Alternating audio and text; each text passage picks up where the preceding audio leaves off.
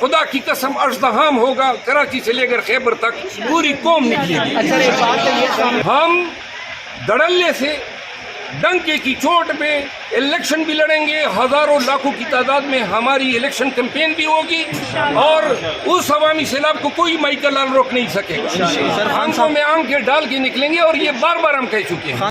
Composite جواب دیتا ہوں، جتنے لوگوں نے پاکستان تحریک انصاف کے ساتھ اس مشکل وقت میں تکلیفیں سہی ہیں، خان صاحب کے ساتھ ڈٹے رہے ہیں، لازماً جو ہیں خان صاحب کی آنکھیں میرا خیال ہے ان لوگوں نے اتنی زیادہ کھول دی ہیں، خصوصاً ان دغابازوں نے جو چلے گئے، جو اہم حکومتی مراتب پہ براجمان تھے۔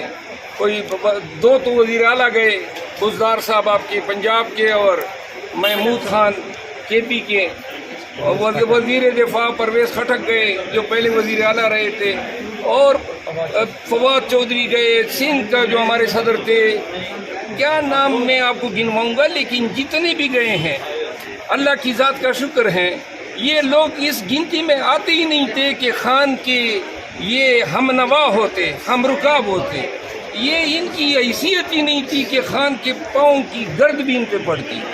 اللہ نے ان کو اور ان کی آنے والے اخلاف کو جو ہیں رہتی دنیا تک ان کو یہ بات بتائی جائے گی کہ کمبختو آپ اس قبیل سے ہیں جنہوں نے اپنے مرشد کا، اپنے محسن کا اس وقت پہ اس وقت میں ساتھ چھوڑا جب آپ کی سب سے زیادہ ان کو ضرورت تھی۔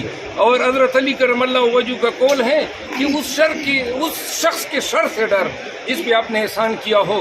پرویز خٹک آج کے پی میں پاکستان تحریک انصاف کی بہکانی میں لگا ہوا ہے، تمام ورکروں کو گرفتار کروانے میں، ان کے گھروں پہ ریڈ کروانے میں، ان کے بچوں کو لے جانے میں، ان کی عورتوں کو جو ہیں گھر سے گھسٹوانے میں، یہ پرویز خٹک ملوث ہے۔ ان کے کاروبار بند کیے ہیں۔ یہ وہی شخص تھا جس کو پاکستان تحریک انصاف نے کہاں سے کہاں پہ اٹھایا، اور ان لوگوں سے ہم اس سے بھی بدتر کی توقع کر رہے ہیں، لیکن وقت یہ نہیں بھولے گا، اور جب بھی پاکستان تحریک انصاف کا اقتدار آئے گا انشاءاللہ جو لوگ ہیں اور آنے والا ہیں، پاکستان کے عوام، لاہور میں ہم جاتے ہیں، لوگ ہمیں خان کے وکیل کو دیکھ کے اتنا احترام اور اتنی عزت دیتے ہیں، اور جو لاہور کا حال ہے، جو پاکستان کا حال ہے، لوگ خان کی محبت میں رول آف لا کے لیے اور اس ظلم اور جبر کو دیکھتے ہوئے جو ہمارے ساتھ روا رکھا گیا ہے، پاکستانی بتانا چاہتے ہیں کہ جب بھی کال آئے گی، جب بھی لیڈرشپ آگے ہوگی، خدا کی قسم ازدحام ہوگا، کراچی سے لے کر خیبر تک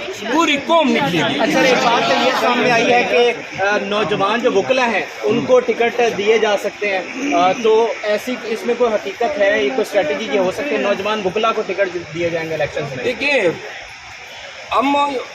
ہم یہ توقع شاید ہمارے خدشات ہیں کہ الیکشن میں ہمارے ساتھ ہماری پارٹی کو توڑنے کے لیے، ہمارے کینڈیڈیٹس کو توڑنے کے لیے یہ تمام 27 کنڈے استعمال کریں گے۔ وکلاء جو ہیں ان کے پیچھے بارز ہیں، اور بارز کے پیچھے عدلیہ ہیں، تو لہذا معاشرے میں موجودہ اوقات میں خان صاحب نے اس خواہش کا اظہار کیا تھا، لیکن ورکر یہ سن لیں کہ کہیں پر کسی بھی علاقے میں کسی ورکر کے حقوق پہ کمپرومائز نہیں ہوگا۔ جہاں پہ ضرورت ہوگی شہری علاقوں میں، اور جہاں پہ ضرورت ہوگی خان صاحب مناسب سمجھیں گے، تو وہاں پہ مضبوط امیدواروں کو لانے کے لیے وکلاء جو ہیں، اور وہ کافی وکلاء ہزاروں کی تعداد میں اب پاکستان تحریک انصاف میں شمولیت کر چکے ہیں۔ انشاءاللہ وکلاء جو ہیں آنے والے پارلیمان میں خان کے شانہ بشانہ انشاءاللہ بیٹھے ہوں گے۔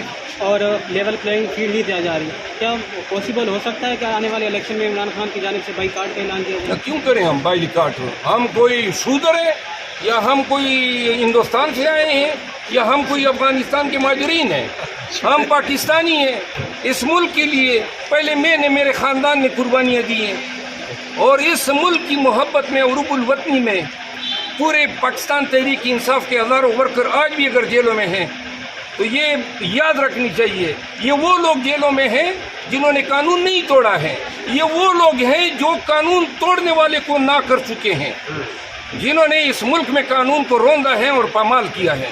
ہم دھڑلے سے डंके की चोट पे इलेक्शन भी लड़ेंगे, हजारों लाखों की तादाद में हमारी इलेक्शन कैंपेन भी होगी और उस अवामी सैलाब को कोई माइकल लाल रोक नहीं सकेगा। आंखों में आंखें डाल के निकलेंगे और ये बार बार हम कह चुके हैं। खान साहब कब तक आ जाएंगे सर भाई? खान साहब, इस्लामाबाद की अदलिया से हमारी कोई उम्मीदें नहीं है। हम वहाँ पे बार बार मैं कह चुका हूँ कि कौन से हथकंडे और तरीके इस्तेमाल हो रहे हैं, लेकिन आने वाले आयाम में हम देख रहे हैं, हम चाहते हैं ये हमें कोई रिलीफ न दे। अब आप देख रहे हैं हमारे मुकदमात को तवालत दी जा रही है, ज़्यादा से ज़्यादा जज ये बुरा कर सकता है ना कि वो हमें रिलीफ न दे। अब खान की ज़मानत साइफर केस में ट्रायल कोर्ट ने जो है 18 दिन लंबी कर दी, जो 3 दिन में उनको डिसाइड करनी थी। हाई कोर्ट में हम आए हुए हैं, अभी वो तारीख पे तारीख ले रहे हैं। हम चाहते हैं बुरे से बुरा ये हमारे साथ करें, खारिज कर दें, अच्छा, ताकि हम सुप्रीम कोर्ट जा सकें। अगर आपको इस्लामाबाद के अदलिया से उम्मीद ही, तो फिर कौन से शहर के अदलिया से उम्मीद है कि वो आपको इंसाफ देगी? देखिए, हमें ये हमारे चॉइस पे नहीं है। जहाँ पे मुकदमात होते हैं वहाँ के जजों से उम्मीद रखी जाती है। इस्लामाबाद में हमारे साथ क्या हो रहा है, तो शाखाना के ट्रायल के नाम पे आप लोगों ने देखा कि कैसे जज को लाया गया, किस तरह ट्रायल हुए।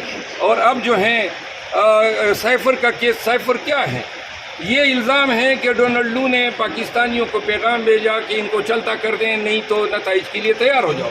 अब ये जुर्म है, ये बात बताना। कोई एक पाकिस्तानी खड़ा हो जाए ना, किस ला के थे जुर्म है, इन्होंने जुर्म बना दिया। ये इनसे ये भी बात नहीं है कि पाकिस्तान तहरीक इंसाफ के लीडरों को, वर्करों को, इनके खिलाफ ये मोबाइल छीनने की वारदातों के ये इल्ज़ामात में इनको नामजद न कर दें। इनसे ये भी बात नहीं है कि ये बॉर्डर पे होने वाली टेररिज्म में भी हमें मुलव्वस न कर दें। कौन से केस, अब ये परवेज़ इलाही के साथ क्या हो रहा है, इसकी उम्र देखें, इनके साथ जो करतूत और इनके साथ जो रवैया रखा गया है, कभी इस्लामाबाद, कभी पिंडी, कभी लाहौर, एक केस दूसरा केस, ये इंसानियत है। इससे ज़्यादा तो कोई फिस्ताइयत और इससे ज़्यादा बेशर्मी तो किसी सिविलाइज मुआशरे में इसका तस्वुर नहीं किया जा सकता। रोज़नामा कुदरत की वीडियो देखने के लिए अभी YouTube चैनल पर सब्सक्राइब करें और बेल आइकन पर भी क्लिक करें।